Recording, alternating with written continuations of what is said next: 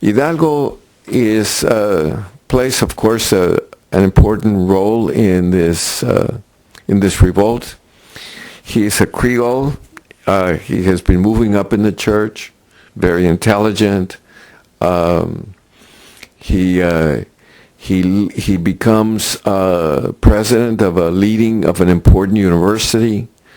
But he is seen as dangerous because he backs the Enlightenment ideas, natural rights, popular sovereignty, and he's fired by the church because he's seen as toying around with these dangerous ideas, and he's sent out to a little town, basically in the provinces. Well, he's not just going to say Mass and say the Rosary out there. He's in contact with the Indians, the castas, the mixed bloods, and the Creole elites in their dissatisfaction with the peninsulars. He's going to, as we know, he's going to rise up in revolt, and it's part of this movement of the countryside against the cities, the fringe, the provinces out there, in away from the center of Mexico City and Puebla, and the seats of colonial rule, and of course the seats where the peninsulars reign. It's not clearly an independence movement. It as will later be attributed to him. He's seeking colonial autonomy, regional autonomy, some rights to the countryside, not independence. He rings the church bells in the little town of Dolores, and he calls the masses to revolt, not to mass, but to revolt. It's anti-peninsular, it's anti-elites. He creates a huge army of some 80,000, and they start taking it out on the peninsulars and even on some of the Creole elites. There's massacres and looting, and the others within the Hidalgo revolt, the Creoles who are in the military, who are merchants, they want a limited political revolt, not this kind of social revolution that Hidalgo's revolt turns into. Eventually, Hidalgo is captured. The Spanish army is more disciplined. It has better arms. It wins major battles. Hidalgo retreats to the north. He's captured and executed, and his head and the head of other leaders are displayed in Guanajuato, the scene of this huge massacre. The revolt, the movement continues with Morelos, who has a clear vision of a new nation, of independence. So he has a bigger view, despite the fact that it's a regional revolt.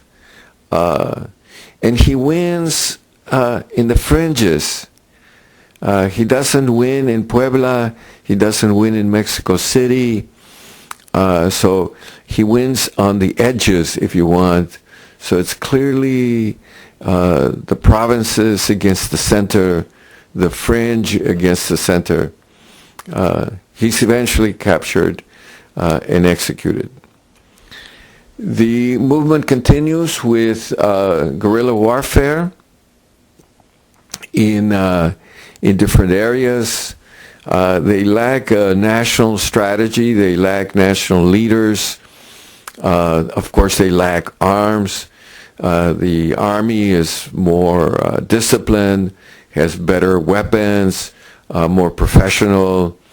It's stationed across the colony, which brings, all kinds of anti-Spanish sentiments. Yet there's no clear victory. So the Spanish army is not, it's putting down the revolts, but it's not extinguishing them altogether. Then, of course, there's more changes back in Spain.